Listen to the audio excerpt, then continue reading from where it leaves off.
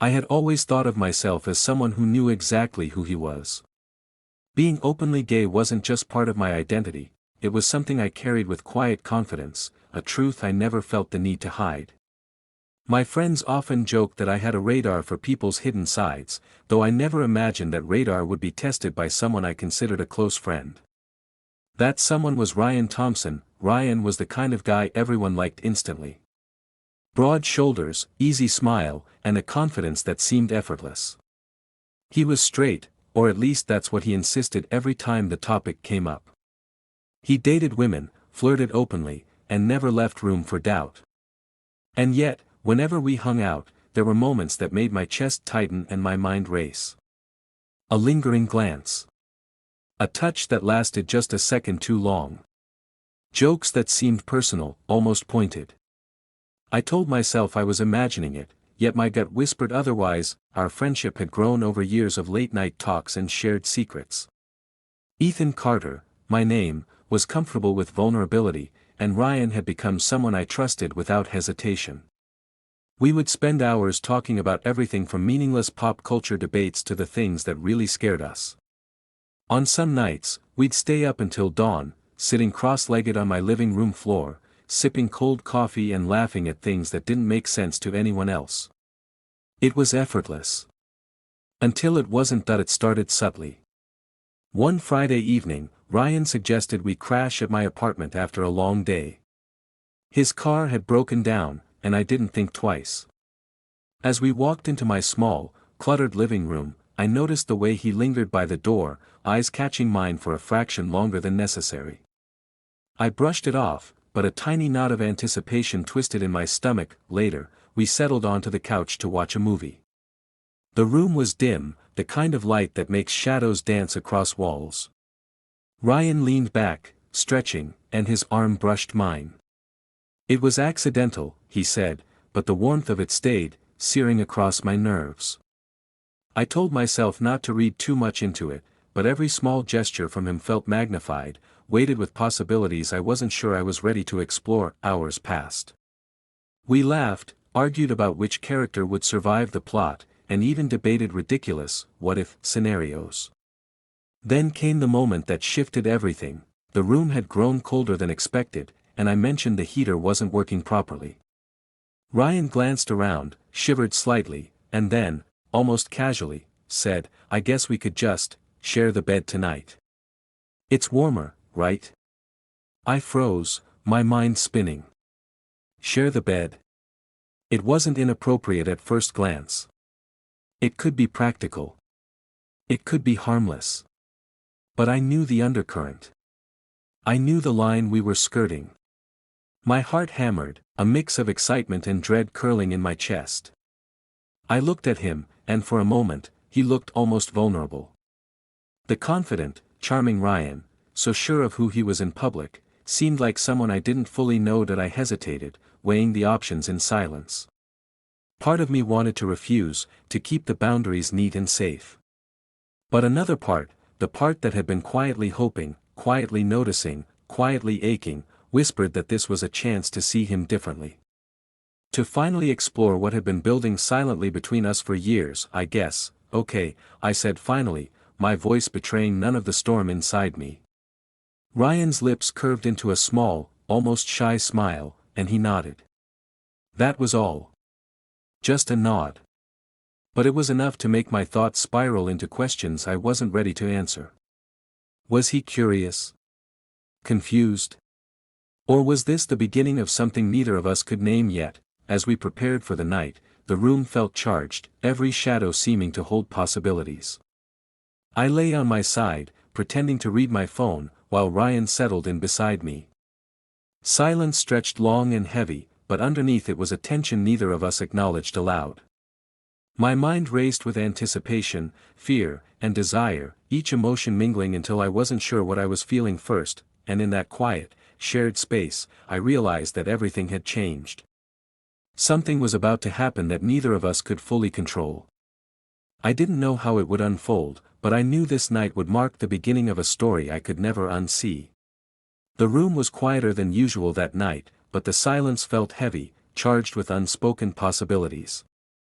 Ryan shifted beside me under the thin blanket, his movements deliberate yet hesitant. Every brush of his arm against mine sent a spark through my chest, and I found myself holding my breath, unsure whether to pull away or lean closer. The practical reason for sharing the bed, the cold, had long faded.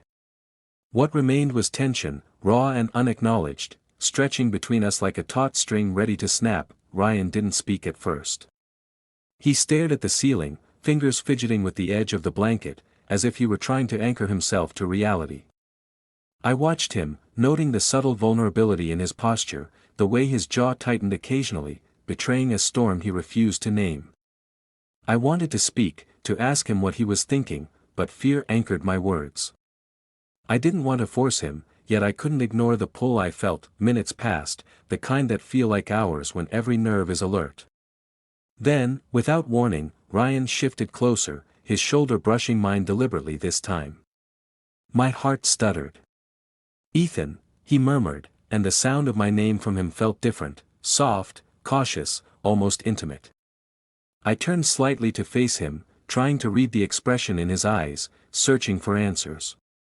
There was curiosity there, and maybe a trace of fear, but also something deeper, something he couldn't, or wouldn't, say outright. I don't know why I'm like this," Ryan whispered. His voice was almost a confession, vulnerable and unguarded. "I've always said I'm straight.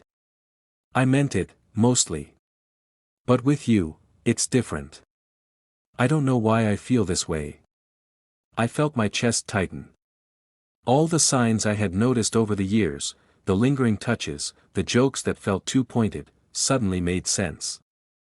This wasn't imagination. This wasn't one-sided. Ryan was struggling with the same conflict I had noticed, but with layers of guilt and fear that I hadn't expected. I feel it too," I admitted softly, trying to keep my voice steady. "I've felt it for a while. You just never gave me a reason to think you might." My words hung in the air, heavy and fragile. For a moment, it seemed like time itself had paused, waiting for what would come next. Ryan's hand brushed mine again, lingering this time, tentative but deliberate. I didn't pull away. The warmth of his skin against mine sent shivers down my spine, a mix of anticipation and fear. The line between friendship and something else, something dangerous and intoxicating, blurred with every heartbeat that we didn't speak for a while. Words felt inadequate, unnecessary. Instead, there were glances, subtle touches, and the quiet hum of a shared presence that spoke louder than anything we could say. Ryan shifted closer, his body almost pressed against mine now, and I felt the magnetic pull of desire that I had been trying to ignore, yet there was hesitation, too. Ryan's struggle with his identity, the life he had built around being straight, hovered like a shadow over the moment. And I, despite my own desires, felt the weight of consequence. Crossing this line wasn't just about intimacy, it was about trust, identity, and the unspoken rules that govern our lives. Eventually, the night grew deeper, and sleep began to tug at us reluctantly. Ryan settled closer, resting his head briefly near my shoulder. It was subtle, innocent to anyone observing, but to us, it was a revelation. A quiet acknowledgement that something had shifted irrevocably between us. As I lay there, pretending to drift to sleep, my mind raced. Questions, fears, and excitement tangled in ways I couldn't untangle. What did this mean for us? Was this a moment of curiosity, a fleeting mistake, or the start of something neither of us could fully name? One thing was certain, nothing would ever be the same after tonight, and in that dimly lit room, with the warmth of another person so close and attention I couldn't ignore, I realized that the turning point had arrived. The choice between what we wanted and what we knew we should do was no longer hypothetical. It was real, pressing, and impossible to evade. Morning light crept through the blinds, casting thin stripes across the room and highlighting the awkward silence that had settled between us. Ryan stirred first, sitting up slowly, avoiding my gaze. The energy that had filled the previous night, the anticipation, the tension, the unspoken desire, had been replaced by something heavier, uncertainty, guilt, and a fragile awareness of boundaries crossed. I lay there, heart still pounding, replaying every detail of the night. The closeness, the touches, the whispered confessions, they all lingered, like shadows that refused to fade with the light. I knew Ryan felt the same, but he wasn't ready to admit it aloud. He never had been. He was always so certain, so composed in public, and now I saw him stripped down to something raw, vulnerable, and unsure. Finally, he cleared his throat. "Ethan, we need to talk," he said, his voice cautious, almost fragile. I nodded, bracing myself. What we shared, emotionally, intimately, even in its quietest forms, couldn't stay unspoken forever. I sensed that the conversation would shape everything from this point forward, our friendship, his identity, and the complicated intersection of trust and desire. I don't know what this means," Ryan admitted, running a hand through his hair. "I thought I knew who I was. I thought I was straight. But last night, being close to you, it made me question everything." His eyes darted away, unwilling to meet mine, but I could see the conflict etched across his features. "I get it," I said softly. "I've felt it too. And I know this isn't simple. You've built your life around a certain identity, and I can't pretend to know how hard it is to face that and feel something different." My words hung in the air, an attempt at understanding, a lifeline extended across the chasm of confusion. Ryan nodded, swallowing hard. "I don't want to hurt anyone, or ruin our friendship. But I also can't ignore how I feel." His admission trembled between us, fragile and weighty, carrying the weight of possibility and fear. I understood. I had felt that tension for months, wanting something I couldn't always claim, wondering what consequences might come with desire. That we sat in silence for a long moment, letting the morning settle around us, heavy with the unspoken. Outside, life continued as usual, cars passing, birds chirping, people moving through the world unaware of the storm in a small bedroom. Inside, everything had shifted. Our friendship, once defined by comfort and laughter, now carried new undertones, longing, temptation, and the moral questions that accompanied them. "I think we need time," Ryan said at last, his voice steady but soft. "Time to figure out what this is, before we do anything we might regret." I nodded in agreement, though my chest ached at the thought. Time felt like both a friend and an enemy, an opportunity to reflect, but also a chance for confusion and unspoken desire to grow. That we moved through the morning cautiously, carefully preserving the routine we had shared for years while carrying a secret that would inevitably alter our dynamic. A handshake felt heavier. A smile lingered too long. A glance held unspoken meaning. It was impossible to go back to the simplicity of before. As the day wore on, I reflected on the complexity of human connection, on the blurred lines between identity, desire, and morality. Ryan had always been straight in the eyes of the world, but last night revealed the private contradictions we all carry.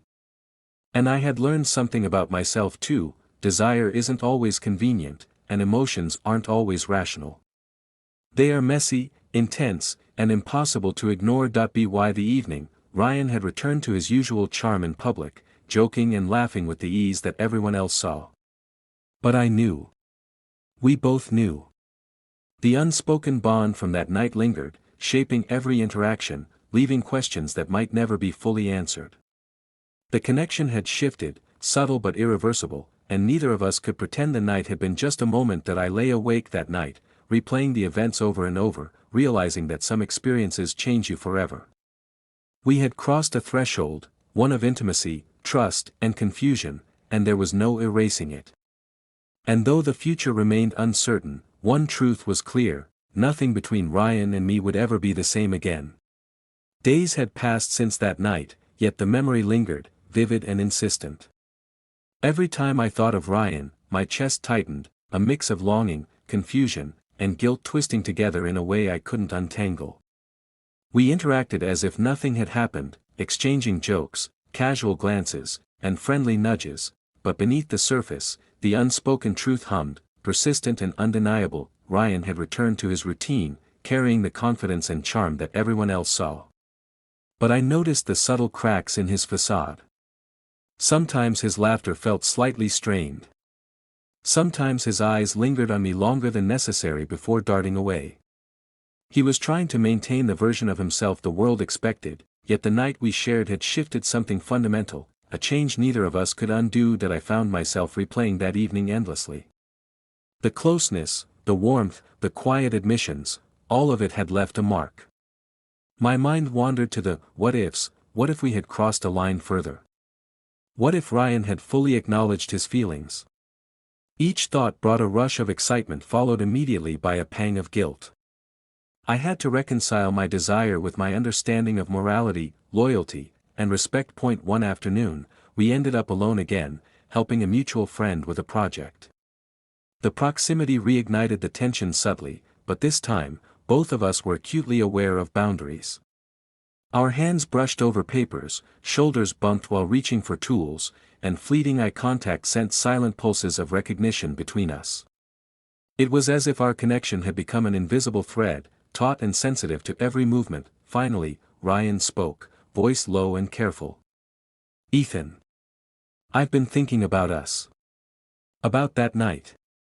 I don't regret it, not completely. But I also can't pretend it didn't complicate things." His honesty struck me, not the words themselves, but the vulnerability behind them.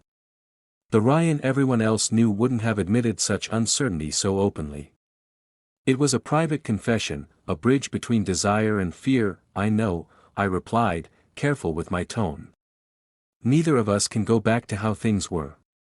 But I think that night taught us something, about ourselves, about honesty, about what we really want, even if it scares us." There was no accusation in my voice, only reflection, a quiet acknowledgement that the consequences were as important as the feelings themselves. That we sat in silence for a moment, the weight of our shared understanding settling around us. The connection between us had evolved, from friendship into something more complex, layered with attraction, hesitation, and unspoken possibility. It was fragile, delicate, yet undeniable. And in that silence, I realized that our story wasn't about crossing a line, it was about learning to live with its aftermath. As the day ended, we parted with casual smiles and a handshake that carried more meaning than either of us could voice. Outside, the world continued in its predictable rhythm, oblivious to the emotional earthquake between us. But I knew something fundamental had shifted. Our bond had deepened, complicated in ways neither of us could label, yet undeniable in its intensity. That night, alone in my room, I reflected on the nature of desire and identity. Ryan had always been straight in the eyes of the world, yet intimacy revealed a truth he hadn't fully acknowledged. And I, despite my own clarity, had discovered how easily emotions could blur lines, challenge assumptions, and force introspection. There was no shame in what we felt, only the reality of human complexity, messy and unpredictable. That I didn't know what the future held. Whether Ryan would eventually confront his feelings, whether our friendship would survive the tension, or whether our connection would evolve into something more, remained uncertain. But I did know one thing: the night we shared a bed had changed us irrevocably. It was no longer a fleeting moment, it was the beginning of a story neither of us could ignore, a story of longing, discovery, and the quiet courage it takes to face the truths we hide from ourselves. And as I closed my eyes, the memory of his hesitant smile lingered, a reminder that some experiences shape us forever, sometimes painfully, sometimes beautifully, but always irreversibly.